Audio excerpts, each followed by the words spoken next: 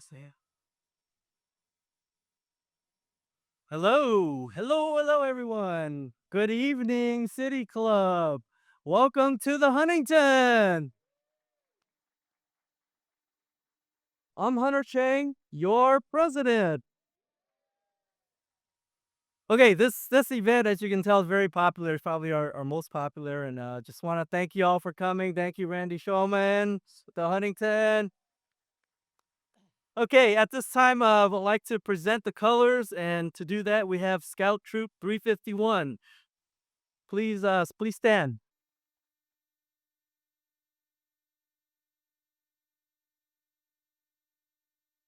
Color guard, attention. Color guard, forward march.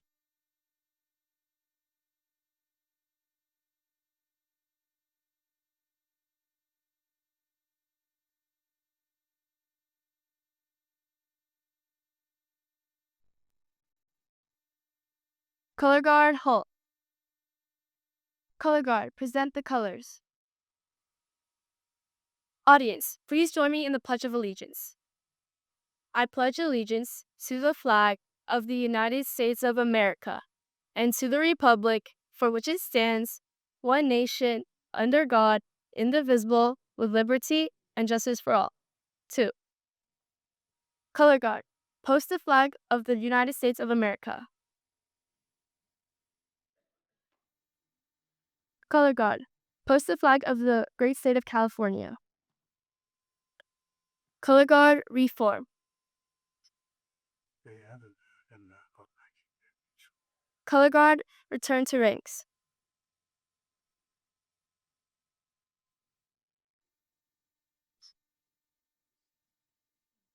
Color guard dismissed. Audience, you may be seated.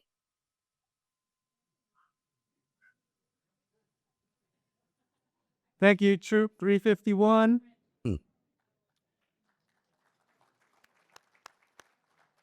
At this time, I'd like to call Pastor Bong Bringus to give us the invocation. Stand again. Thank you. I'm afraid I'm going to ask you to stand for this as well. Well, and thank you for having me tonight. I bring greetings on behalf of San Marino Community Church. Last time I was here was the first time you met in person out of COVID. So That's 3 years ago. great, great. Thank you. So would you pray with me? Gracious Spirit of community and service, we gather this evening in gratitude for San Marino Community Club and for all who, through vision and dedication, have strengthened our city since its founding. Bless this fellowship of neighbors and leaders who seek the good of our community, its schools, families, and shared future. Grant us wisdom in our conversations, respect in our differences, and renewed commitment to the civic ideals that unite us. May the work we do here deepen understanding, inspire generosity, and uplift the common good of all who call this place home. And now bless the food before us, the hands that prepared it, the fellowship we share around these tables, and all those gathered say, Amen. Thank you. Okay. Thank you, Pastor Bringus. Okay, at this time, I'd like to welcome our guests here for the first time. If you're here for the first time, will you please stand? Please stand, our new guests.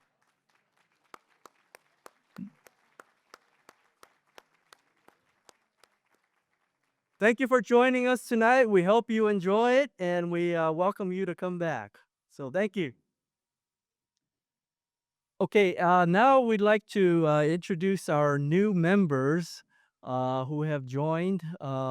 We have 14, and to do that, we have the Director of Membership, Nora Homos, and Hector Gutierrez.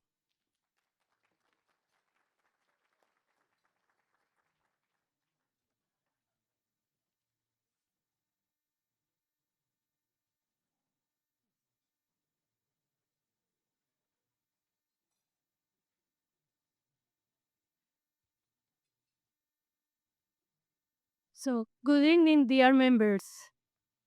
I'm very happy to be here with you tonight to welcome our new members.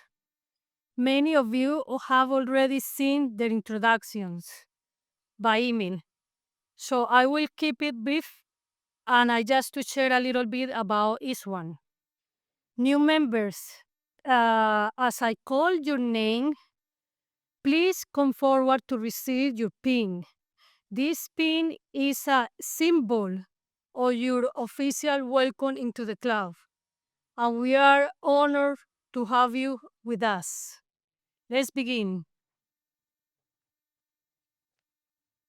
Paul Stenberg. Welcome to the club.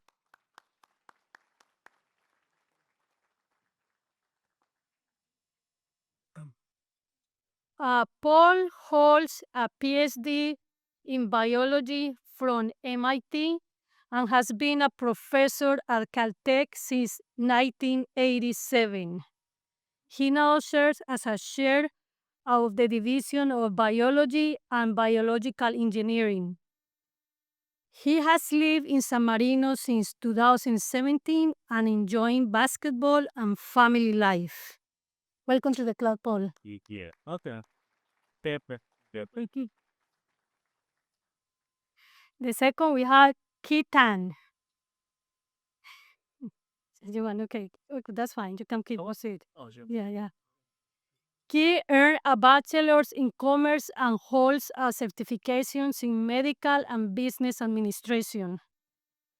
She has lived in San Marino for over 10 years and enjoys crocheting, landscaping, and contributing to the community. Welcome to the Club K.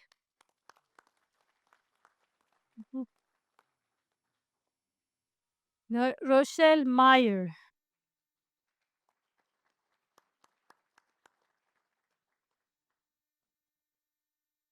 Rochelle is the public information officer for the San Marino Unified School District. With a strong experience in communications and education, and she is dedicated to connecting families, schools, and the community. Welcome to the club.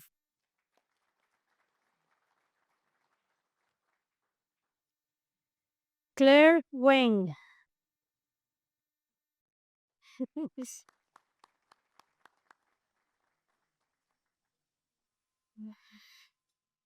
Claire is new to San Marino.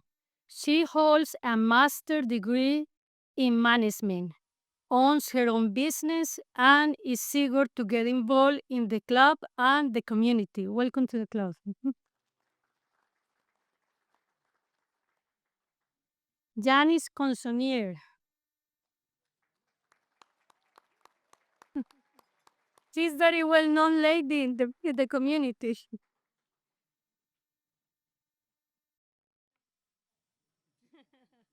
She doesn't need a presentation, I believe.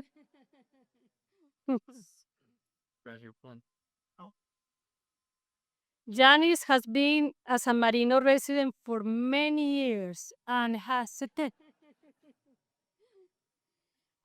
over 43 years of volunteer service in local schools and civic organization. She is the wife of one of our very, very good members and very appreciated members, Joe Consonier. Welcome to the club.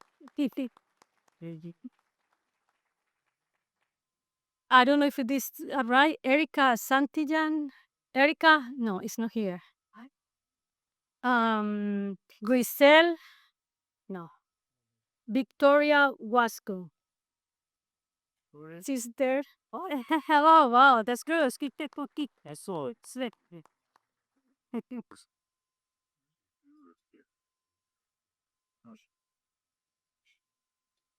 Victoria is a real estate professional with Compass. She has a background in PR, finance, and non-profit leadership. And she serves as a trustee of All Mill Foundation. Welcome to the club, Victoria.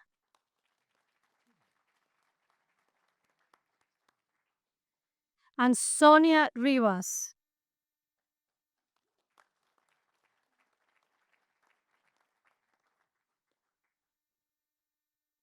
Sonia is a San Marino business owner known for her leadership and community outreach.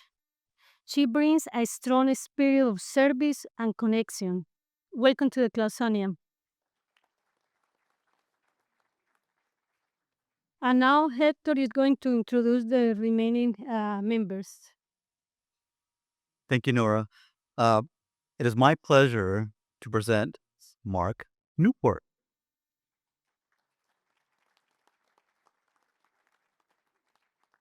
Mark, born in the UK and powered by endless cups of tea, is what I hear, holds both a bachelor's degree and a master's degree in computer science. He began his career in London's Drizzle, before joining DreamWorks 16 years ago, where he contributed to films like Shrek, Trolls, and The Bad Guys. A true Brit, Mark enjoys soccer, daily walks, and flying model airplanes. No pilot's license required. He brings a touch of British charm and wit to the San Marino Circle. Mark Newport. And now I'd like to introduce Bill Burkaw.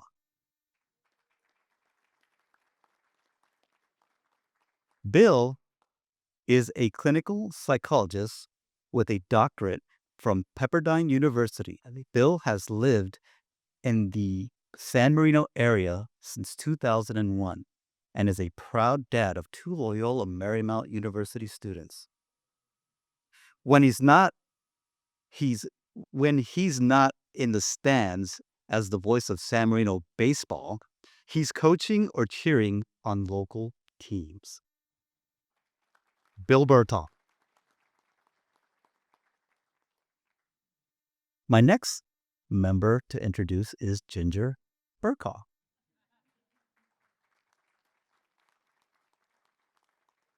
Now, I don't have to tell you the relationship here. Ginger is also a clinical psychologist and a Pepperdine grad. Ginger is a mom to 2 LMU students as well, and is vibrant in the San Marino community. She brings curiosity, warmth, and a great sense of humor wherever she goes. She's a fantastic person, and I'd like to introduce Ginger Burkaw. Welcome.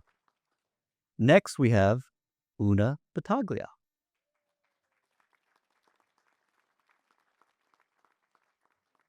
Una has called San Marino home since 2006, raising 4 kids here while building her thriving business, Med Spa Air Aesthetics. A lifelong learner in all things skincare, she's passionate about helping others feel their best. Let's give a hand to Una Battaglia.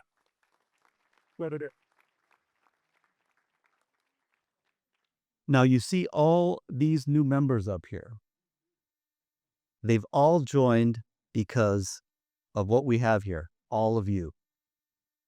So I encourage you, if you see an unfamiliar face out there, just say hello. The energy in this room is just fantastic, and I love it when everybody's here and I'm looking at you and everybody has smiles on their faces. It's just an amazing crowd.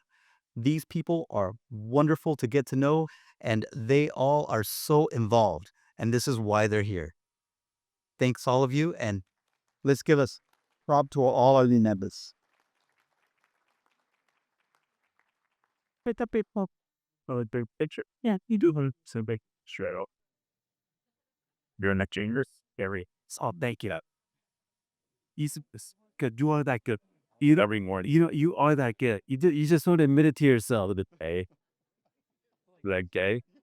And just. I'll say you.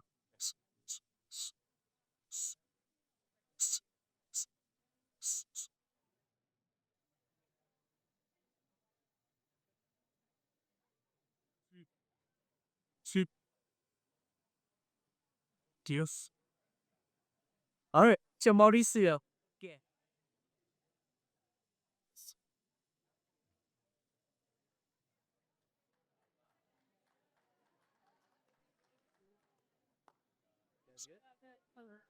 Thank you.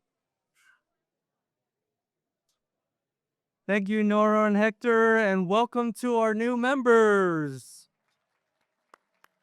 Okay, at this time, we'd like to start dinner, so let's enjoy dinner, and then we'll be back in a few minutes, probably in 20, 30 minutes, okay? So enjoy your dinner for now.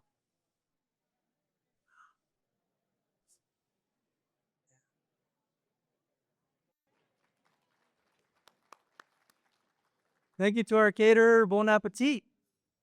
And Randy, all right, thank you. Okay, so at this time, like to recognize the past presidents for San Marino City Club. So if you're a past president, will you please stand? We have John Morris, Janice Lee McMahon, Wally Rosball, Kelly Ryan, Lauren Kleinrock, Isaac Hung, Kylie Chang, Pete Luppler. Anyone else missing? What? Oh, Tom Stanley, you didn't stand. I got Janice Lee McMahon. Okay. Janice Lee McMahon, yeah. Okay. Wally? Okay. All right. Okay, so next we have this year's board of directors. So if you're this year's board of directors, will you please stand? Okay, we have first VP Ed Tom, second VP Ed Urorti. We have Susan Jakubowski, our secretary. We have Albo, our treasurer. Kathy Johnson, director of arrangements. Hector, director of membership. Linda Gutierrez, Julie Fong in arrangements. Nora Hoyos for director of membership. And Mauricio, of course, Mauricio with communication. And Ed first, second VP, Ed Tom first VP. Okay. And then Pete Loeffler's the immediate past president. All right. Okay, next. Okay, City Council. We have the mayor here today, Mayor Gretchen Shepherd-Rami. We have council member John Chow. And myself, council member Hunter Chang. Okay, next we have from the city. Who do we have here from this? Oh, wait, I'm sorry. Before that, San Marino former mayors. We have several of them here. Dr. Stephen Huang, Dennis Neer. Who else? Anyone else? Okay. Susan, sorry, Susan. Come on. You guys aren't standing. I don't recognize you. Okay. All right. Okay, so city officials here today. We have our city manager, Philippe Escandar. Please stand if you're a city. We have Director of Public Works, Amber Shaw. We have our fire chief, Mari Oreda. We have our police chief, John Encontro. We have Kathy Johnson, Director, Community Services. We have Cedro. All right. Cedro, Director of Did I announce Amber already? Nicole Tibbetts, Assistant to the City Manager. Allison Walker, City Clerk. All right. Amber, I announced you right. Hillary Guerrero Leon, our Finance Director. All right. Think I got everybody? Okay. All right. Next, we have the school board. We have President Joseph Chang. We have Joshua Sun, board member. Shelly Ryan. Shelly Ryan, where are you, Shelly Ryan? All right. Okay, I think we got everybody. Okay, next. We have our school officials, Superintendent Linda Delatorre. All right. We have Dr. Jason Rose from HR. Dr. Stephen Choi. Business manager. Let's see. Anyone else I'm missing? Uh, sorry, Dr. Lena Rector. All right. Assistant superintendent. All right. I think I had everybody. Thank you. Okay. From our fellow city San Marino clubs, from Chinese club, I believe I saw President Peter Ko. All right. Welcome. Okay, and then we have from Rotary. Who do we have from Rotary? We have the treasurer, Dennis Neer. All right. Okay, welcome. Okay, let's see. And okay, so if you all recall, at the last meeting, we proposed the 2026 board of directors. And at that meeting, we called out for petitions. If you didn't like any of the proposed members, you can petition by October 1st for anyone you want. And since then, we did have one member withdraws nomination, and then we did have one by petition that's nominated, Rachel Fall. So before I bring up the 2026 board, I'd like to recognize the 2025 board who is terming out. So if you please stand, we have Secretary Susan Jacobowski, who is terming out. Thank you for your service. Treasurer Al Bo, thank you, Al. Communication Director Bruno Mendez, who couldn't be here tonight. Let's see, Membership Director Nora Oyos, thank you for your service. Okay, Arrangements Director Kathy Johnson, thank you for your service. Social Director Linda Gutierrez, where are you? All right, Linda. And then immediate past President Pete Loeffler. Okay, so tonight is the final vote for our 2026 board. And if I can have everyone come up, please, as I announce your name. For next year, we have President Ed Tom nominated. Okay, first VP is Ed Urardi. Please come up, you guys. Second VP is Linda Gutierrez. Please come up. Secretary John Encontro. Please come up. Treasurer Harry Marr. We don't want to come up with this, Ed. Communications Director Mauricio Olmos and Usa Sutlet. It's a new member. Okay. For membership, we have Director Hector Gutierrez and Rachel Fall. Rachel Fall, come up. Okay. And then arrangement, we have Director Julie Fong and Dr. Crystal Newport. Please come up. For social director Robert Tam, who couldn't be here tonight, and Dr. Shreya Boy. And then myself as media past president, letter check. Okay, please remain standing up here. Okay. All right. So so tonight we're gonna do the voice vote. And if you recall, I'll ask all the yays to say yay, and then if you don't concur, say no. Okay, so are there any questions? No? No?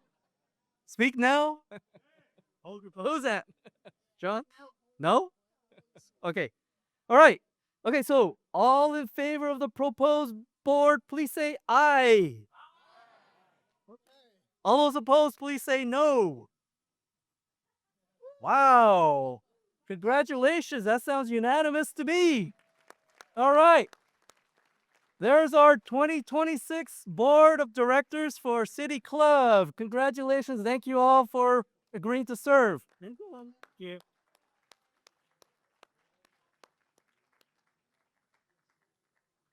All right, great. Okay, so next, as you all know, we have our centennial coming up next year. And to give an update on the centennial committee, we'll have the chair, one of the co-chairs, Pete Loeffler, come up and give us an update.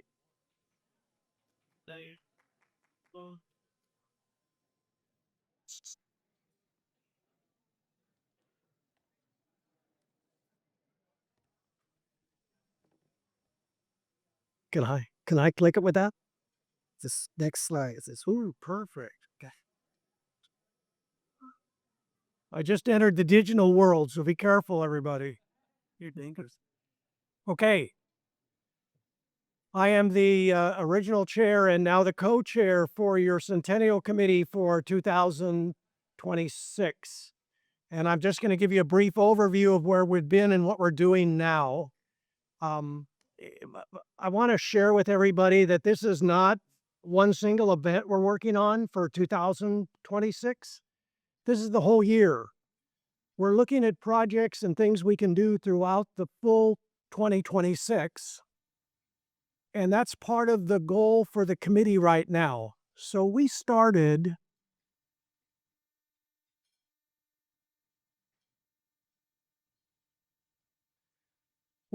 a few months ago with what was a committee that we formed for brainstorming, just to come up with ideas on what we would do with the centennial in 2026. Out of that committee, we developed 8 categories of interest and then 100+ ideas on what to do in 2026.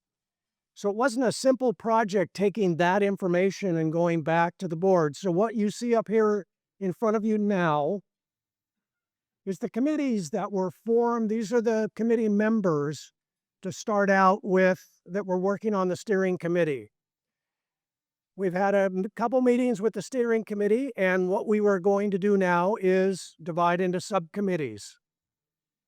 And out of that group that you see there, we ended up with 6 instead of 8 subcommittees. We combined a few together. They seemed more appropriate to be working on with the same group and the same team. We divided the different ideas up between the groups. Several of the groups have already formed and are starting to have meetings now. But it's a huge project, and it's a all-encompassing project for City Club members. This isn't just about this committee you see on the board. This is about everybody. And as your immediate past president and past president, you need to be part of it. All of you. I don't mean just in participation, ideas, thoughts, assisting, but participation will be a big part of it next year as we come up with ideas and things to do. One of the ideas that has come up that is in work already is there'll be a history 10-minute presentation at each one of our dinner meetings on what the City Club did back when and chronologically up to where we are now. And those are the kind of things we're trying to fit in so that we retain the history of the club. We keep it going. 100 years. How many things have been out there for 100 years now, right? I mean, there's a lot more people now 100 years. There's few businesses. There's few clubs that are 100 years old. So this is really a very, very special thing for this club. And we all need to be part of it. So I'm asking all of you to participate on the committee if you're so inclined. If you have certain things you'd like to do or be part of it, please reach out to one of us. We could use any and all the help we can get. It's always good to have more people than few. So any questions? I think that's where we're at. All right. Thank you. Thank you, Pete. Thank you, Pete. Before we leave this, the logo, a nice logo. Thank Mauricio for that. You like that? It's got the 100-year anniversary around our existing logo. Do you want to say something? No, I just well, you want the control. Oh, you want the control? Okay. Oh, want control. All right. Okay, so I also, before we leave this chart, I'd like to recognize Kelly Ryan, who helped us establish the San Marino City Club charitable fund, the Alps to help fund the centennial. So thank you for getting that established and doing all the legal paperwork and stuff. So thank you. Okay, so next, we formed this audit committee to audit our finances. And on that committee is Harry Marr and Tom Stanley, and they will be coming up to give us a status on what they have found.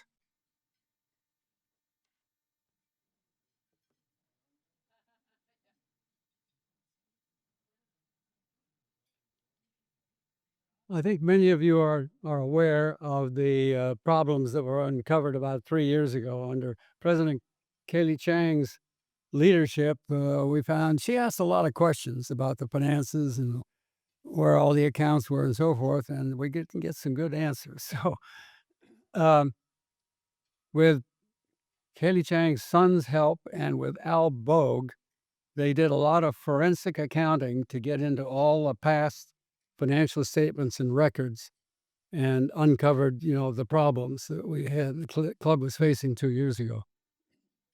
So I would like to ask Al Bogue to stand up. This is the man who has spent more time than anybody else, and our club owes him a great big thank you. He devoted a year and a half, maybe 2 years, getting into all the records and really accounting records. It's not easy. So he did a great job. And Harry is going to tell you what we did. Harry is the man who chaired the committee, the audit committee, and who devised the plan we would attack, the two of us, to get at Al Bogues all his records for the whole year. And we did. Here's what we did. Yeah, thanks. Thanks, Tom. For those of you who don't know me, my name is Harry Marr. I'm the new incoming treasurer, and everyone knows my wife, Patricia Marr. So she's more popular than I am. So just several months ago, Hunter Chang reached out to the City Club members asking for volunteers to form an audit committee to serve as an oversight committee to the city's club's treasurer and its finances in light of the financial issues the City Club faced in the past year. Both Tom and I volunteered as the audit committee to conduct a review of the financial records. We reviewed the financial records and reports for the period January 1, 2025 through September 30th, 2025. Among other things, our review consisted of the following. We reviewed a number of deposits and expense transactions that were randomly selected for further examination of the backup documentation to ensure proper recording and that expenses were legitimate business expenses. We reviewed bank statements to ensure that both the operating and certificate of deposit account balances stated on the statements of financial position reports were consistent with the bank statements. We reviewed board minutes, especially to verify who are the authorized signers. And we also reviewed the latest financial reports for reasonableness and fair presentation.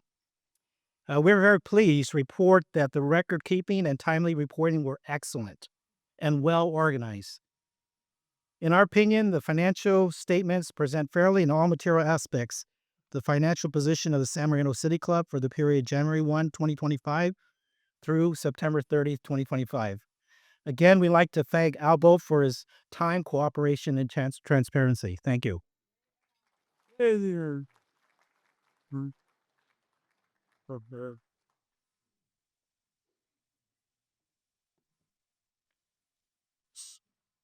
Wow, I don't know about you, but I feel better already. Thank you again, Harry and Tom and Al, for the clean bill of health for our financial health. Okay, so now the moment you've been waiting for, our featured speaker, and here to introduce our featured speaker is First VP Ed Tom.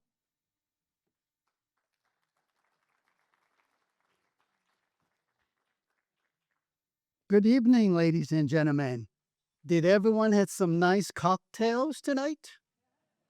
It's been a long time since we were able to serve cocktails. So, the last I checked, the average cost of a cocktail is about $22.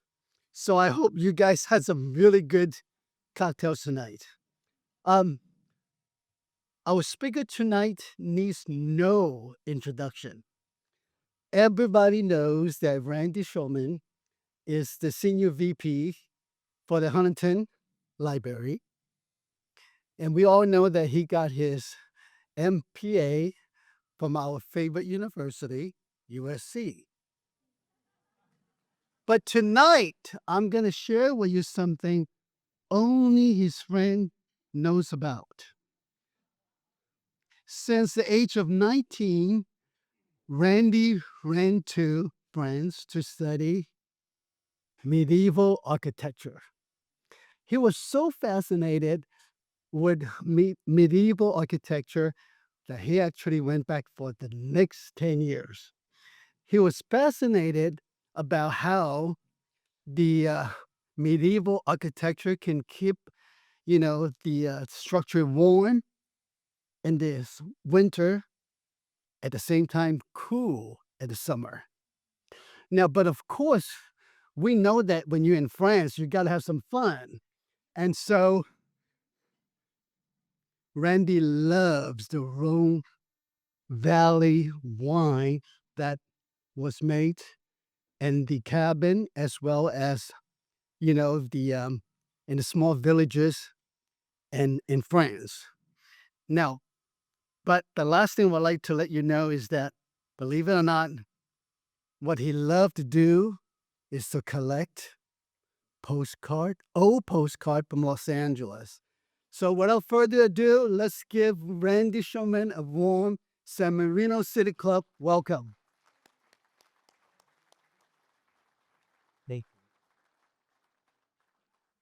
Wow. Okay. Hi, everybody. Oh, the clicker. Thank you very much. Okay, so think I need to explain myself a little bit about that introduction. So, for those of you who don't know, I didn't know what I wanted to do when I grew up, and I was kind of a late bloomer. So I found a book that said, find yourself. Here's a bunch of jobs. You can be interns around the world. You can be an intern at Rockefeller Center. You can be an intern for a law firm. You can do all these. I read every single one. Didn't want to do any of them. So I was really stuck. So luckily, at the end of the book, there was a little chapter that said other things you can do. And there was a place you could go in France where you paid for your room and board and you worked, that you were free labor for them. You would go and show up and they were restoring old projects in these little villages, nobody's private property, all belonging to the village or to the local church or a wine cooperative.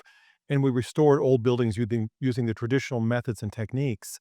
And you learned not to have architects or cement mixers. You could learn to understand how the building was built and to recreate the systems that they used to make the building sustainable. It's very interesting. I did it more. When you see the pictures, you realize why I was really there.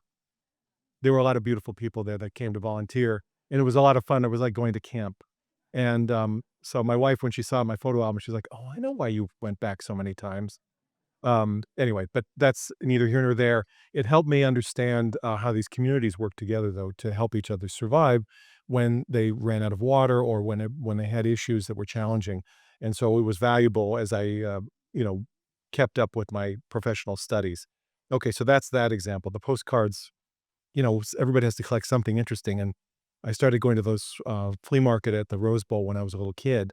And there were all of these people that had postcards and old documents and things, and I used to buy these things because you could find out what Pasadena looked like in 1900 or earlier. Well, it turns out that one of our greatest donors at the Huntington started collecting orange crate labels at the Rose Bowl at the same time. He was just a lot richer than I was.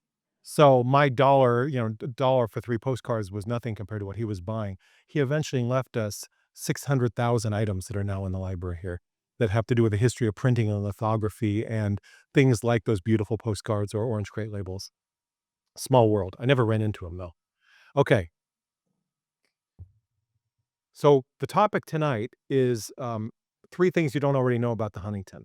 I chose this because I thought about what I presented last year, and I wanted to give you some recent stories about what's happening at the Huntington and give you some things you can talk about at cocktail parties if you go to cocktail parties and you want to tell your friends about interesting things happening in San Marino, because the entire world is coming to this spot.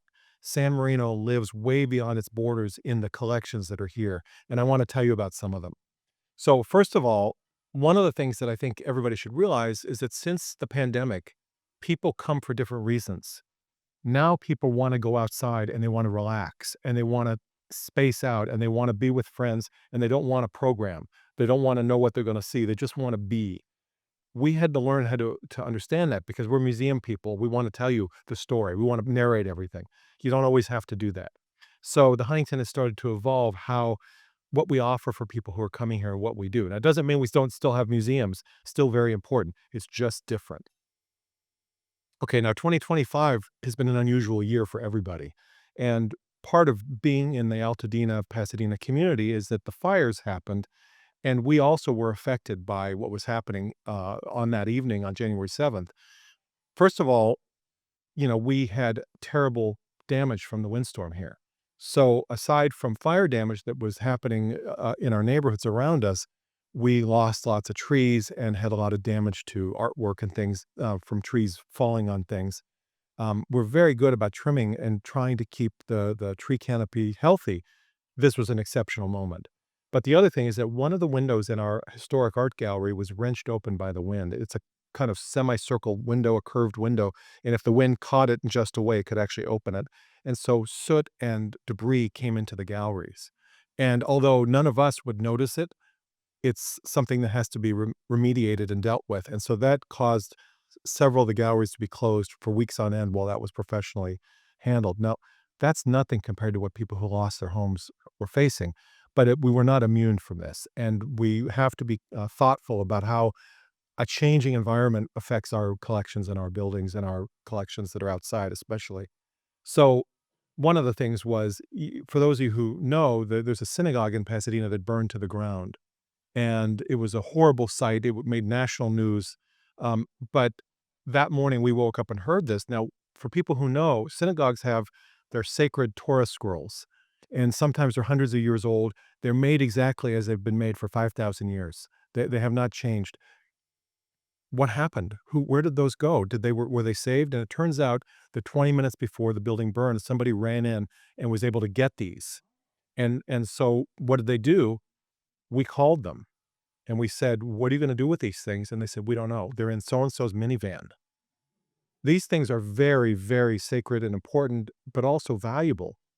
And they're made on animal skin, on vellum. They're very delicate, and they're made to be used, but not in this kind of circumstance. So they were brought here to the Huntington, and they live here now. There's 9 of them that are in our library that will stay for a few years until they rebuild their building. But it was a horrible sight to see these things brought out of the trunk of somebody's car. They normally are very highly celebrated and very gingerly taken care of. They're not usually, in a beach towel in the trunk of a car. So that's one of the interesting things about existing in a community adjacent to where all these things are happening. We also took in 39 koi fish from Altadena, from various people's houses, where the koi were living in ponds where the houses no longer existed. So the chief veterinary officer at the Pasadena Humane Society called us and said, "Can you please accept some fish? They're healthy otherwise. The people don't want them back, but they need to go somewhere." So we took them. So we continue to get calls from them when these things come up.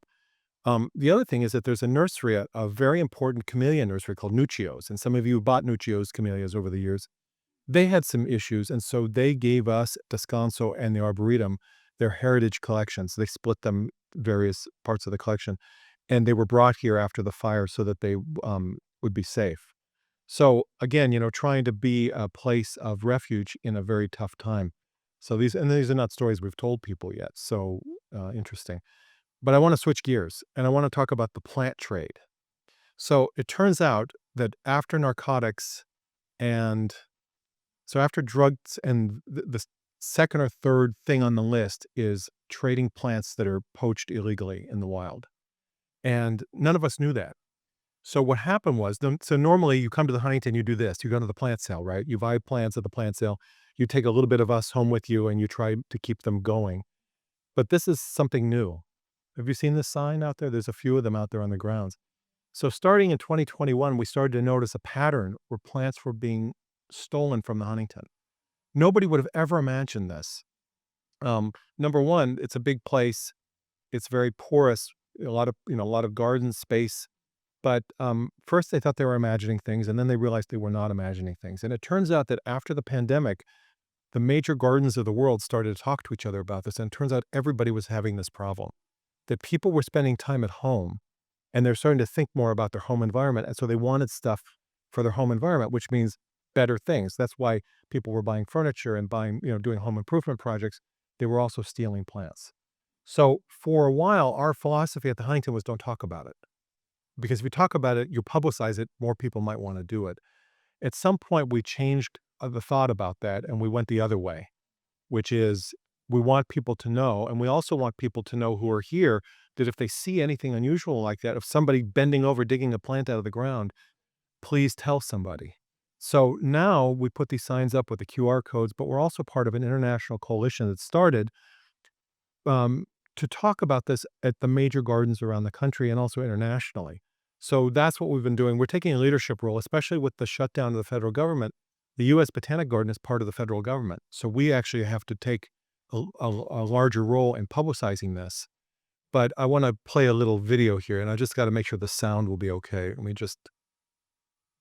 Every year, thousands of plants are poached in the wild, particularly every year, thousands of plants are poached in the wild, particularly succulents. These succulent plants are adorable. They have different forms. They're just attractive to people for different reasons. But because of this is why these plants are being sought after to a point that they're going extinct. Here at the Huntington, we're doing a couple things to help. The plant conservation program at the Huntington has a lot of tools in its toolbox, and one of those is conservation horticulture. We have a rich history of propagating plants and getting them out there into cultivation. This is so we reduce the demand people getting these plants from the wild. We also serve as a host site for a plant rescue center program with the U.S. government, where we accept confiscated plants and grow them on. Again, trying to get those propagules out to polyculture trade. This is why it's important to know where your plants are coming from. Interesting, huh? Is this something anybody's ever heard of? A few of you, but otherwise it's news to everybody. Really something. Okay, so the coalition helps to get the word out, but it's, after narcotics and the illegal arms trade, the next one is plants. So even a larger volume than human trafficking. Really something. So we have a lot of partners in this. We're getting the word out. We're trying to educate people. We actually caught somebody doing this not very long ago. And it's interesting, you ask the person, what are you thinking? The plant is 85 years old. It only grows here. It's hard to reproduce. Well, people, they want what they want, and it's very hard. We're not going to put a glass fence around it. So anyway, that's story number one. I told you there'd be like 3, there's 7 or 8, sorry. Okay, so switching gears to the next thing. We're going to stay in the plant world for the moment, our orchid collection. So something else happened recently where we received an incredible collection of orchids from somebody who lived in Montecito. And Montecito used to have a lot of greenhouses for roses, orchids, also avocados. There's quite a bit that grew in this sort of fertile area. And we got this phone call from somebody's relative who said, the father has passed away. He had wanted you to have his collection of orchids. And the guy's name was Welts. And he had thousands of orchids, one of the most important collections in North America. He didn't have a will. So the family was in probate and they were dealing with this. And eventually the probate was settled to where the family could dispose of this. And they called us and said, look, we have a tax problem. For a very modest donation, you can have the collection. The collection's worth millions of dollars. I think we probably paid $50,000 for it. Now, I'm not allowed to tell you these numbers. These are hypothetical numbers, but it's something like that. And they called us, right? Right, boss? Okay. Yeah, so but the point is, it's not important. The point is the scale. It's worth millions of dollars. It's important for the public to have access to this. So we got the collection, and they called us and said, you have to come this weekend and get it all this weekend. So it was like the Berlin airlift of plants. They got every truck, they rented trucks, everybody went up and they filled up and brought the stuff here. There are now, for those of you who remember John Imamura of San Marino High School, so John and a couple of other people come here every Tuesday and repot those orchids, and because they have to be managed and dealt with and split and stuff. And it's great work if that's what you want to do. But our collection started at the beginning, and it started with Arabella Huntington, and it was a huge, important collection. And William Hertrick, who was the first director of the gardens here, helped to build this collection. And then in 1929, the trustees of the Huntington sold the collection because we needed the money. And so we lost quite a bit of an important collection, which was then reborn over time through donations of plants from other donors. Who There are people who have 3-acre plots of land, and they just have them jammed with species of either cycads or camellias or orchids, and occasionally those people will leave us their entire plant collection, which also happened with cycads. There's 2,500 cycads that were donated from 3 or 4 properties in Eagle Rock that are planted around the Huntington Art Gallery. This is fairly recently. One donor couple who said, when we're gone, we want you to come and dig all these things up. It's not that easy to do it. Um, but we did it, and they're now available, and they're extremely rare and valuable. So in that case, they also left us an endowment to care for these things, which is great. So there's a gardener that just deals with that collection. Okay, so how big is our orchid collection? The second largest in the world. So here in San Marino, there's a lot of superlatives in San Marino, but you can also say that the Huntington has the second largest number of individual orchid species in any big garden in the world. Pretty good, right? Now I'm just going to check my notes really quickly because I also want to mention something else. So, you make a very nice, I appreciate the kind comments about me starting here as a young kid. I'm not the only one. This is Brandon Tam, who grew up in Baldwin Park. He started here when he was 14. He still works here. He's the associate curator of the orchid collection. He came in as an intern. His, second generation American wanted to his parents wanted him to be a lawyer. Okay. And he had other ideas. And he was fascinated by orchids because his grandmother grew orchids in her yard. And so he showed up here and he had talent and curiosity. So they put him to work, and he's been here ever since. And so there's an LA Times article about him from 2023. He supervises 40 volunteers. We have 10,000 orchids in our collection. There's multiples of the same plant, so there's actually 10,000 things that are growing here. The collection is so big, not all of it fits on site. There's another house in San Marino that has an orchid house that part of our collection lives there. But Brandon has this incredible dedicated group of people who come and help care for these things. Some of these orchids are on public display in the conservatory, the Rose Hills Conservatory for Botanical Science.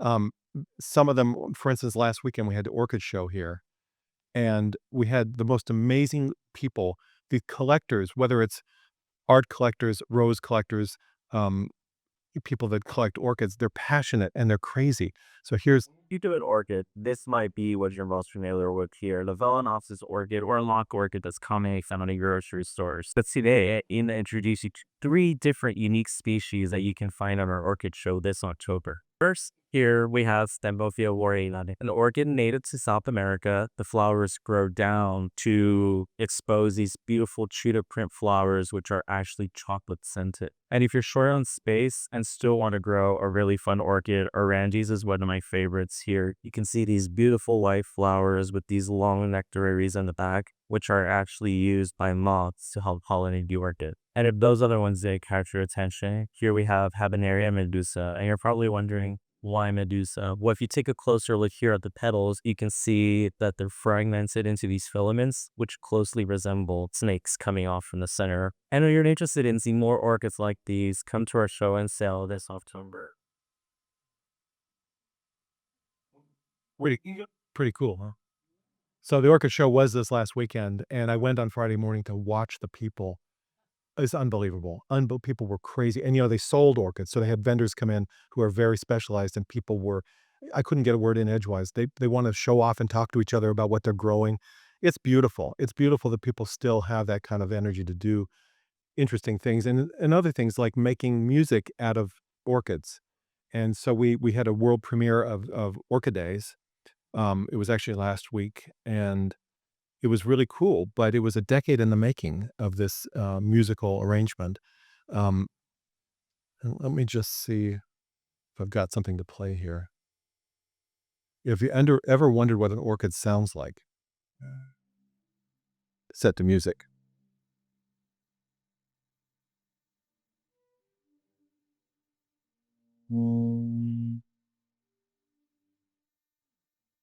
Cool, huh? Okay. So we're going to move now from the gardens to the research program. So I think last year I mentioned Scholars Grove Housing, which is a housing project for visiting scholars who've gotten grants to study here.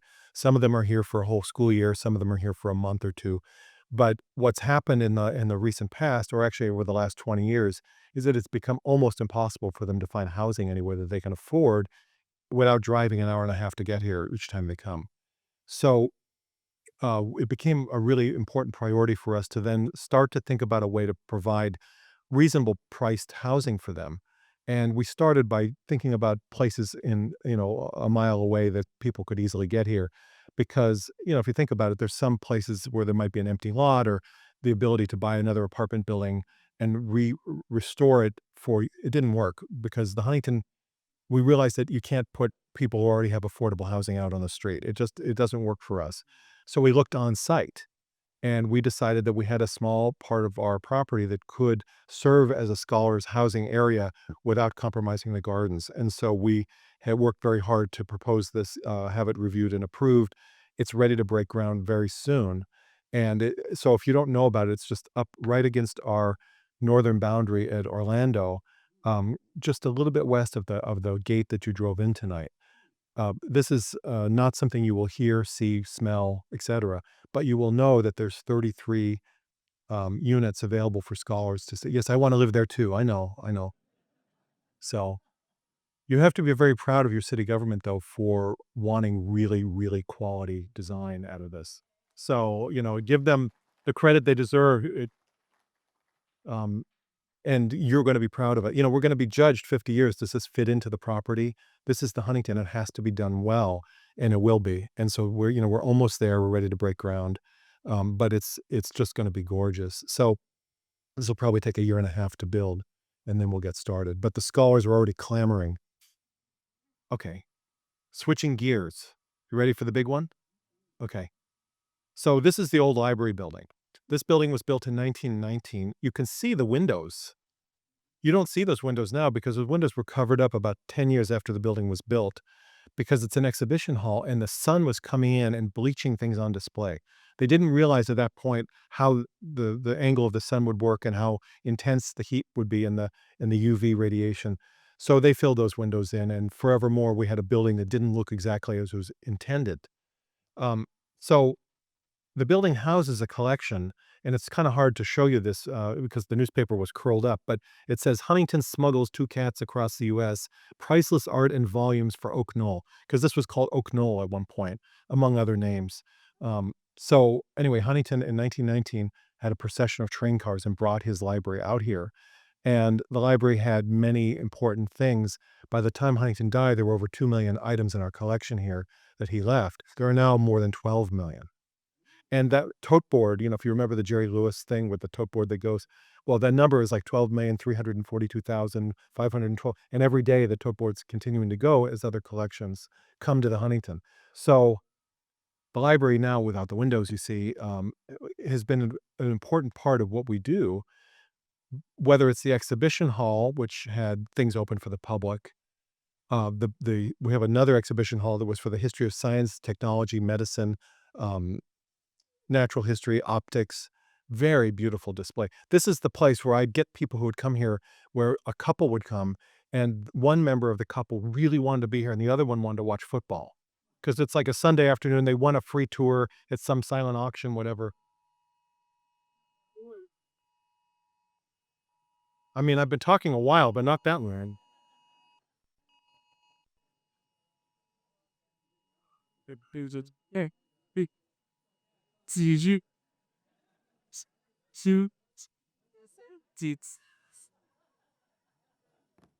Okay.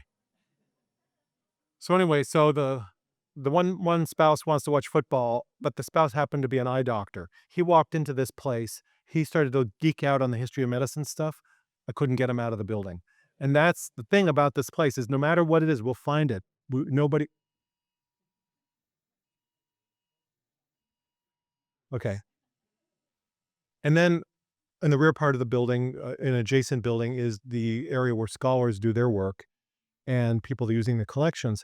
This was not an original part of the building. This was a building added about 10 years later because originally it was all in one place. And you can imagine if you are coming with visitors into the building and you slam the door and you walk in, all these people are looking at their books, they're not going to get a lot of work done, are they? So like 5 seconds after they opened the building to the public in 1928, they realized they had to build another building because there was no way that they were going to be able to have those uses. So that's a separate area. So, and there's also the vault. And this is where we kept for many years quite a large portion of the collection, a really important part of our rare collections. Now, the building also had open stacks for people to use reference materials, which is about 500,000 volumes, excuse me. So here's the problem. Over time, we realized that the building had its original electrical system, which was not a good thing. We had worked on seismic issues over the years in the 1970s and then beyond. But over time, the building itself didn't fit the function. The building, where the stacks are and behind the exhibition hall, the stacks didn't hold a fraction of what they should have held as far as the volumes fitting and the space being valuable and being accessible for people to come and get things and bring them to people to use. Some of the things that were in there are things like this. Okay, so I don't know if this is blurry or not, but I'm going to tell you what they are. On the left side, you have the final draft of the Magna Carta. So is anybody an attorney in here? Okay, Magna Carta is really important for the rule of law in civilization, in modern civilization. This is the final draft. This is the last one before they did the one that got signed. It lives in San Marino. It doesn't live in Rome or London. It lives in San Marino.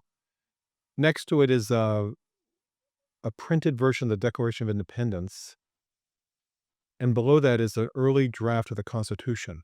All of these they have importance for why they were made. They were made for when they were ratifying. They needed to print copies to give to the various states, the 13 colonies, to approve.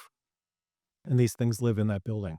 So over time, it became obvious to us that the building, the way it was something that we really wish we could do better. And also, as we stored collections, the collections weren't stored in the professional way that they need to be because there wasn't space. Things that were irregular size or big or oversized volumes, things. So we had to get creative. At the same time, we started to work on the basement of the building to actually rearrange things because that was where over time, the basement had been the grandmother's attic. And what we needed these things to be well organized because they're the closest to where the scholars work.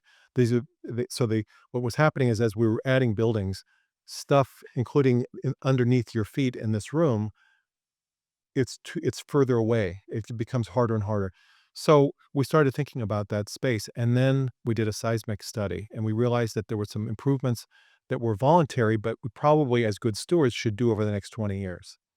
And they started to add up what that would cost, and they realized that it would be cheaper to take a portion of the building away and replace it. Not a portion that's historic that you would see, nothing you would ever recognize, but we, in that space, and here it is, could store many times more materials and have office space for scholars and move our art staff over with works on paper. Works on paper at the Huntington is 85% of the art collection are drawings, watercolors, prints, things like that. Those things are housed in a building that's too small, wasn't purpose-built for that. And it's like using the bottom apple out of the pile every time you want to pull something up for somebody to study. We needed a solution for that. So we have come up with a plan to remove a portion of the rear of that while restoring the library exhibition hall beautifully for the public, but to have a better service building behind it. So that's something that's coming. And here's one rendering of what the inside of it would look like with, they're reusing the card catalogs and some of the old display cabinets to try to, to resurrect some of the beautiful pieces that were built in the original building. But we need to have more space for people to do research. We need to be able to give people the tools they need to keep this place for the next 100 years. And so this is a very exciting project. So you'll hear more about this over time. We've been working on it, and it's something that's coming. So the library does not close, though. And so in the back, the research library continues to operate as it always has. It's just harder to find the things and bring them up in the 30 seconds that you want to bring them up. But what we're doing for the public is that in the Huntington's Art Gallery, It started already. This is the first iteration. It's called Stories from the Library. Every 2 months, we bring a new batch of things out from the vaults of the library to put on public display and interpret for the public who are visiting every day. And right now, you can see the Ellesmere Chaucers in the back and a lot of important early printed books. And then upstairs is another room that has architectural drawings from the people that designed Union Station downtown LA and also City Hall in LA. That archive lives here as well. And so it's very interesting that we'll continue over the next 2.5, 3, 4 years as this project is being built to continue to bring the library out for the public. So they won't be missing it altogether. But it's a big undertaking, and we have to do it.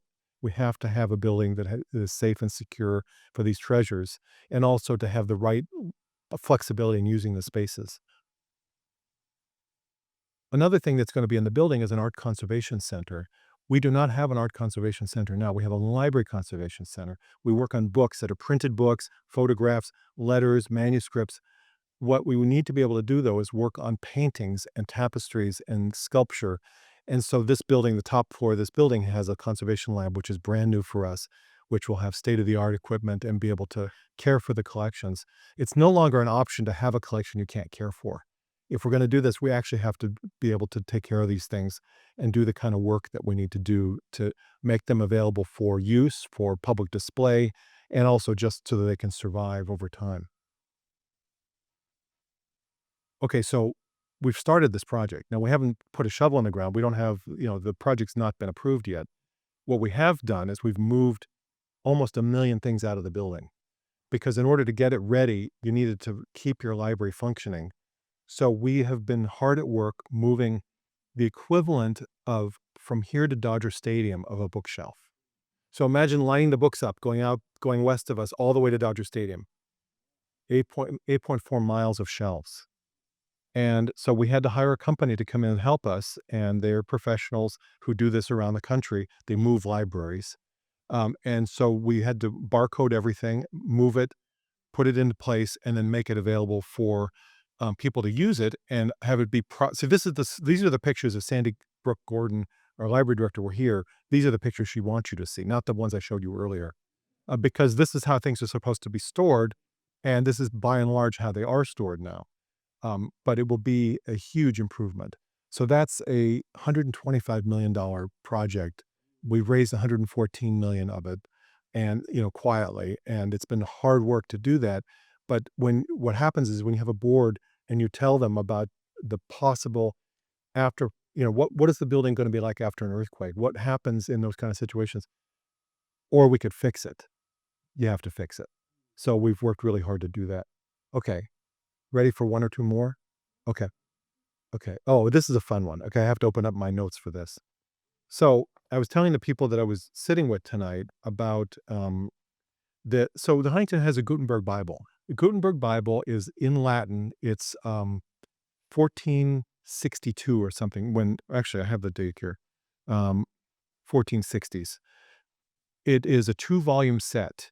It's beautiful. You see it on the left picture that Steve Tabor, our early printed book curator, is standing there, very smiley, because it turns out that there are about 12 sets of these Gutenberg Bibles left in the world that are done on vellum, on animal skin. Of the 12, the finest version lives in San Marino. And so our 2-volume set, which has been on public display, rotating, one volume or the other since 1928, is just magnificent. And I'm trying to read the thought bubbles in the room to say, well, why is this Bible so important? This Bible is so important because it was the first time that they used a printing press to create a large book and reproduce it and reproduce it and reproduce it. But people weren't sold on the printing press because it was kind of newfangled, and it got rid of the craftsmanship of this book. So what they did is they put handmade illustrations throughout the book to give the book value of artistry. So anyway, the Huntington's version is called the Peacock version of the Gutenberg Bible, just if you want to be an insider in this. And Mr. Huntington bought it in 1911 for $55,000, which was the most ever paid for a book in the history of book deals. In 1911, it'd be about $1.8 million if they bought it at the same dollar amount. It wouldn't sell at the same dollar amount, obviously. But what nobody knew until recently is that our volume, which is considered complete, and in the book world, complete, incomplete, did somebody remove part of it? It turns out that there was a special um, leaf that was put into the original volume that's Christ, the devotional print depicting Christ in prayer the night before his crucifixion.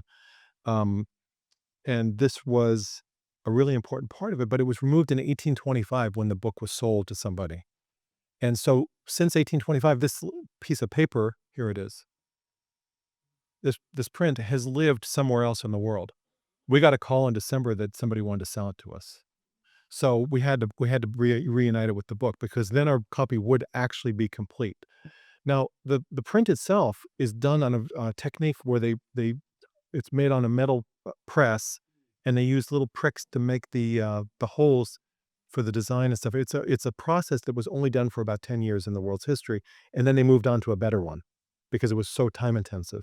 Anyway, we had it verified and confirmed that it was the one out of our Gutenberg, and we were able to find a donor who made a gift to bring it to us. So it was brought back to San Marino and is now available. So it's kind of a cool story. Um, okay, one more, and then I'm done. The rice harvest.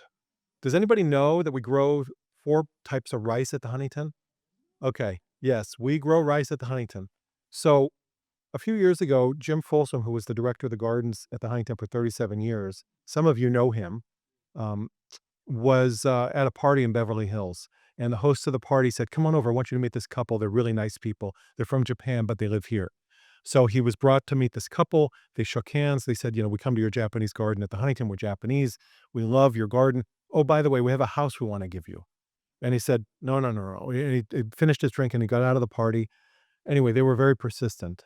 And they said, "No, we really do have a house in southern Japan in Marugame area. It's being battered by climate change. And if we don't get this house somewhere else, it's not going to survive." It's been in our, how many generations? 19 generations this house has been in their ownership. It was built for a samurai warrior, where at some point it became not fashionable to go out with your sword and do whatever they do. So that person became the magistrate of the village instead of being a samurai warrior, and the generations were the magistrates of the village. The last person lived in the house in the 1980s. And then since then, the house has been closed up, and they would go back once or twice a year, the family, and clean up the house and try to keep it going. Anyway, they were very motivated. They wanted this house to have people visit it, and the only way to do that was to take it apart, put it back together in San Marino, and restore it. So we did that. It was a big project, and many of you have been, what people who were living in this house were doing with their life, culture, and reuse of water and their waste products and all these things. We want to tell these stories. So part of that is growing rice. And some of the rice needs to be flooded, as you can imagine, kind of a big puddle, and some of it just grows in the ground like a regular plant. So we've planted 3 kinds of rice, and this October we harvested it. And although this bag is from last year, I couldn't find this year's picture, but and we now have our first harvest of rice. Rice planting was a communal activity and harvesting was a communal activity. In May, we began by planting seeds, and from one seed, you have this that comes out. Here's a grain of rice. The husk, if it stayed like this, you could eat it as brown rice. And from the brown rice, you would get a grain of white rice. So no part of the rice would be wasted. You could get rice oil from this. This was also used to polish the floors and wood. The inside would be dried, and this forms the core of the tatami mats that we have in the house. When the tatami have been worn, and these would be taken into the field and composted, and so it's a complete life cycle. We will be drying this for about a month, and we'll have a community celebrating it. So stay tuned for more. Well, cool, huh? Okay. So that's just happened also in October. So, it's like around the world in October here, between the Orchid Festival and that, and, working on these other projects. So I wanted to give you a really, different presentation. I also wanted to show you this fun picture, since the mayor is here and John. Um, so so I'm going to explain to you what's happened is that your city council was made aware that Janice Hahn had never been to the Huntington. Supervisor Hahn had never been here. Her father's papers from when he was an LA City Council member and when he was a county supervisor are here. She had never been here. So why? Because Long Beach is far away from here, apparently. So anyway, they had a field trip a couple of weeks ago, and so the mayor was there, and John was there, and Catherine Barger came, Supervisor Barger, because it's her home turf for this, and then our curators, and we showed them stuff having to do with the Dodgers coming to Los Angeles and Kenny Hahn's involvement in 50 other big important things in LA's history. And it was fun to watch them because I couldn't be with them, but it was fun to watch them, the discovery of what they were able to pull out of the collections and show them. So it was a lot of fun. And, again, how could you have never been here before? Yeah. Okay. So that's it. Now I would love to entertain questions. If people have anything, we can bring the lights up and, please ask me anything you'd like. Um, I'm, Thank you. Chris. I'm a member of the Reagan Library also and the Huntington, and if I missed something, I apologies. But the Dead Sea Scrolls, which are at the Reagan Library, can they ever get here?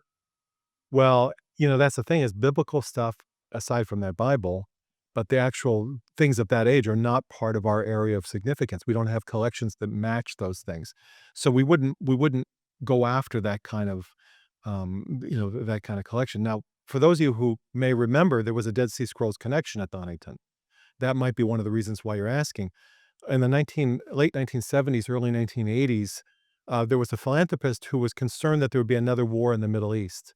And many of these scrolls had been uncovered in the 1940s out in the, this caves in Qumran, and it was East Jerusalem where these things were kept under it's a nonprofit that's still there. But they were worried there'd be a war and these things would be lost.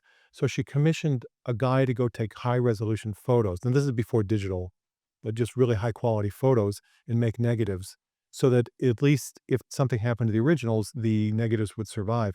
The person she hired was the photographer at the Huntington who took a sabbatical and went, like Indiana Jones, went to the Middle East.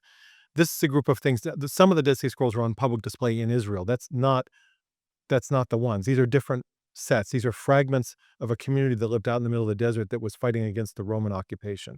Yeah. And so Essenes, right. Yep. So it's an interesting, like 5,000 fragments. And for many years, there was a group of people that could look at these things and try to publish and draw conclusions about this community. They weren't doing a very good job. And so in time, people got very frustrated that nobody was publishing. And so the photographer, unbeknownst to people, made copies in microfilm of what he photographed. And so at some point, the Huntington decided that they wanted these things to be available to anybody who wanted to look at them. And as soon as they made that decision, everybody that had the microfilm copies could start to publish. And so then the book started to come out about the scrolls. It also helped the team hurry up a little bit.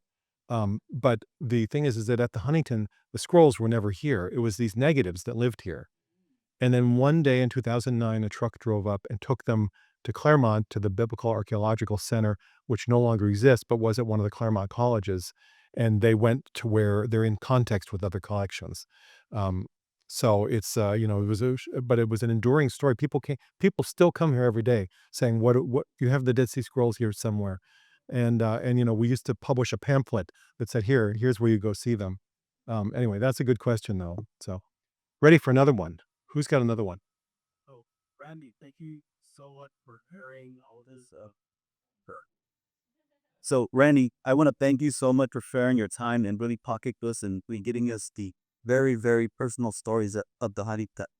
And I also want to say thank you for all the passion that your team has here for conservancy and saving culture really for generations to come. But I know it's not all just rainbows and unicorns. What do you think are the challenges for the road ahead with Huntington? Oh, well, that's a great question. I'm not going to repeat the question. You all heard it, right? Okay, so here's the most important thing. There are sort of three ways you can answer this question. First is climate change. what's happening with water, with the fragility of what's planted. When the Huntingtons moved here, there was a 20-year period where things were much wetter here. And, it's a cyclical, but Hertrick would experiment and everything would grow. So they've got jungle plants and desert plants next to each other, and it was great. The problem is that on the longer arc, things are drier. We are part of the Raymond Aquifer, which John will talk about, which was the first adjudicated aquifer for managing water rights in the United States. We're really proud to be part of that. We use a third of what we used to use, or a third less than we used to use. We all agreed when things were starting to change to keep it sustainable, but you can't water your way out of this. It has to actually rain. So one of the things is that the idea of climate change and the change of temperature and things like that. That's number one. That's the big threat. The second big threat is that in the national political scene, no matter what your politics might be, we need people who want to study things. We want people who are historians or who are commenting on society or anthropology or sociology. People have to be curious and want to study things. They need to use places like this to see primary source materials. They need to go see. So when Abraham Lincoln was on the debate circuit, he kept a little notebook in his pocket and he wrote in pencil, and he would get criticized about something he had said. And he'd say, no, when I said all men are created equal, I meant, and he's writing in his handwriting. Well, we have that little book here that lives in that vault. And so I can prove to you today, if we were to take a little walk, I could prove to you what Abraham Lincoln really said, because somebody else is going to tell me he never said that. But here I have the little piece of paper in his handwriting that shows so that's why these things are important. And if people don't come to study that kind of stuff, then we're all at a loss. Okay, so that's number 2. What's number 3? Money? Oh, yeah, well, money's always, yes. Well, thank you, but the thing is that we've been very fortunate that people have responded when to the call to fix a building. There won't be any better when it's fixed, but if it's going to be a lot better. So yeah, so money is important, and that is a challenge constantly. We don't, that's true. But I'm thinking about sort of existentially, sustainability, water use. Anyway, I think I've got 2/3 of it, and the other one will come to me. So but the key is that when COVID happened and people could come here and be outside safely, we made a lot of friends that never left us. And so that's been really interesting because they're younger, they're more diverse, they are from further away, they drive from further away. The people that, buy tickets here are finding out that the authenticity of what they can do here is so important, and it's rarer and rarer in other places. Okay, I saw another hand. Well, Lisa. I think you started to answer it. I was just going to ask if what's going on in the federal government has affected. Okay, so that's a good question about the loss of federal funding. So the Huntington doesn't get operating support from the federal government, but the Huntington did get support for its research program. We had 3 of the most prestigious fellowships that we offer here were National Endowment for the Humanities fellowships that started when the NEH started. In the first batch of grants, the Huntington was right there, and 3 people got grants to study here a whole school year when they were doing research. Those grants were canceled. So over time, we'd already awarded them, by the way, because contractually they'd already entered into the contract with us.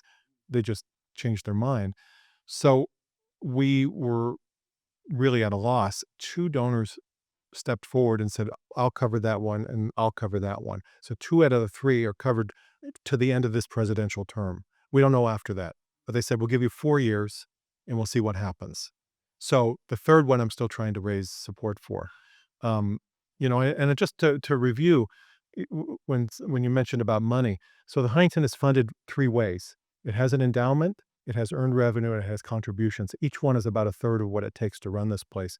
But what's interesting is that, many places, they get, LACMA gets $42 million a year from the county to run. Okay, we don't get that. The Natural History Museum gets a certain number of millions of dollars a year as a county facility. We don't get that. So we have to make that up through our earned revenue and donations and membership. Thank you for those who are members here. We appreciate that. But this is something that only covers the basic operation. To do something like building Scholars Grove or to redo a building or to buy a new collection, each time we set out to do that, we have to raise the money for it. And that's what I do in the other part of my job, me and my colleagues, is we're out there talking to people and trying to make sure that if they want to do good in the world, we can match them up with a project that they'll want to do. And that happens, we're very fortunate that people respond well to us, but it's a struggle every year to try to match those things and get those projects going. So, I just want to acknowledge the fact that your building is the leading it on low income, help the city of San Marino, the housing on it, but the they put and they what if they well, it's not an enviable position to have to figure out in a built out community where you're going to have either new housing or lower income housing. Um, and it's a struggle because we have to charge people to live there. That's not free, but we also want to make it affordable enough. And if you have to do kind of a business model to take care of the facility. So I'm glad it's worked out. It fits in our values, our own values here. But I don't know how many units San Marino is supposed to build, 400 or something. It's a ridiculous number that none of these communities are going to be able to easily do. But we're glad that this coincided. I saw a hand way in the back. Or Randy, Dennis and then Sue. the whole world is upset that this current happened with the death in France. Did you say a word about the risks that Ivan and this crisis collections and what kind of security you have there? That's a very timely, good question. And yeah, so one of the things is that you're in a community that chooses to have its own police and fire services, and the fact that you have locally, so you have to start with that. And John, you remember your first visit here with me? You remember what you did? Yeah. So we went into the vault, which I'm not allowed to do normally. But I said, if your people are going to be protecting this, you need to know what's here. And so we went down, and it was one of these things that, you turn and it's Shakespeare over here, George Washington over here. I mean, my knees were weak. I don't even know that feeling except standing in that room. And it's awesome. It's awesome.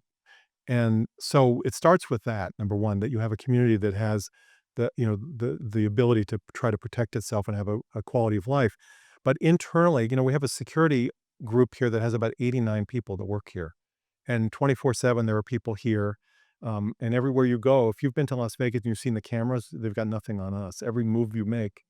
As a matter of fact, my boss was looking for me once, and I got tapped on the shoulder, and the security guard said, you need to call into the president's office. And I said, how do they know I was here? They looked at the cameras, and they knew where I was. It's kind of scary, actually, but because it's my wife that was working in the office. So there's a sophisticated security operation here, a lot of human work in it too, as well as electronic. One of the things is that the scholars and the people that use the library collections never go to where the things live. So that's number one. These things are brought to them. They're used in a neutral space that's secure. They can't take them out of the room. They're observed while they're using them. They're put back. The public parts and the non-living, the living collections, that's separate. You and I can walk down to the cactus garden, and if you wanted to grab something, it would be that easy. And so we have a lot of people who are helping us. Is it all the same thing? Right. Okay.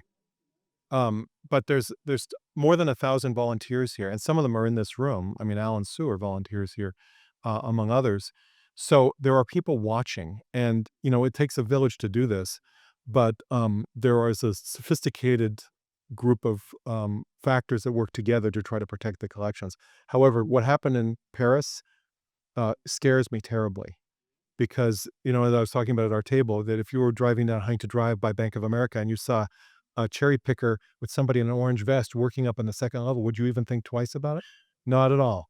So anyway, um, just know we're thinking about these things, and we are working very hard to try to prevent that from happening. Luckily, the Huntington's so confusing that they would get lost driving out of here, and I'm sure they would be caught. Okay, I saw Sue had a question. Hi, owner. Because I'm asked so often, do you know if the Gutenberg Bibles will be on display before the library is done? Are they going Um, to be on display? so the Gutenberg Bibles, so the 2 volumes, there will be times with the stories from the library display where they'll be back on display. However, the doctor told us that the Gutenbergs need a year off. They need a rest for a year. They've been on constant public display for almost 100 years. And so they said it's time to just let them sit. And, and so that's why the Ellesmere Chaucer started it rather than Gutenberg. But they will be back because people drive here from all over the place and they don't read the website and they don't know that the Matterhorn is closed today. And so they get, and they, I get comment cards from people and emails. But again, this is part of being good stewards of the collection. I'm not comparing us to Disneyland, so don't misunderstand me. Okay, anybody over here? Lauren?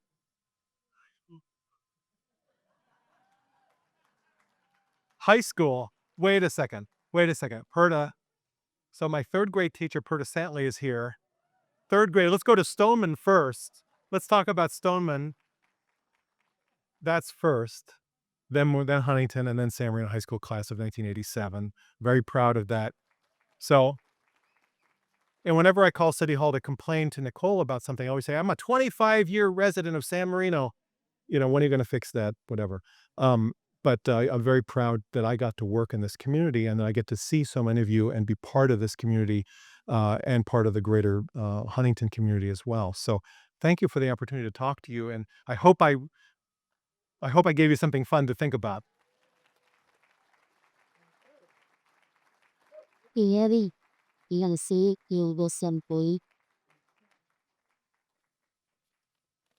Well, thank you, Randy. Oh, how about that? How about another hand for Randy Shulman? Where's the captain? Oh, huh? You got it. Okay, thank you again, Randy, for being such a gracious host, and also to your team, Andrea, the events manager, and Lanina, the catering manager, and really appreciate your continuing support of City Club. And in appreciation of tonight, we have a You and me.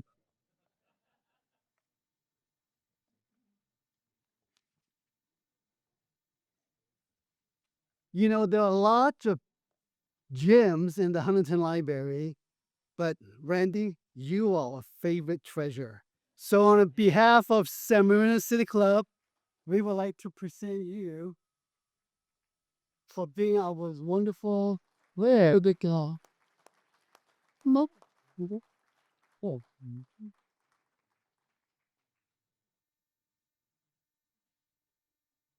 All right, thank you. Thank you. There you to bots there. The wall. That's nice. All right, thank you, Ronald. Thank you. Okay, so wrapping up, we have our upcoming events. We have City Talk on November 13th via Zoom at 7 o'clock. And this Friday, we have Trunk or Treat at Lacey Park. And if you'd like to volunteer for that, please let one of us know. And of course, next month is our traditional Tournament Roses Queen and Court. We'll be back at the community center. And then finally, remember to follow us on social media, on Instagram and Facebook. And with that, thank you all for coming, and we'll see you next month.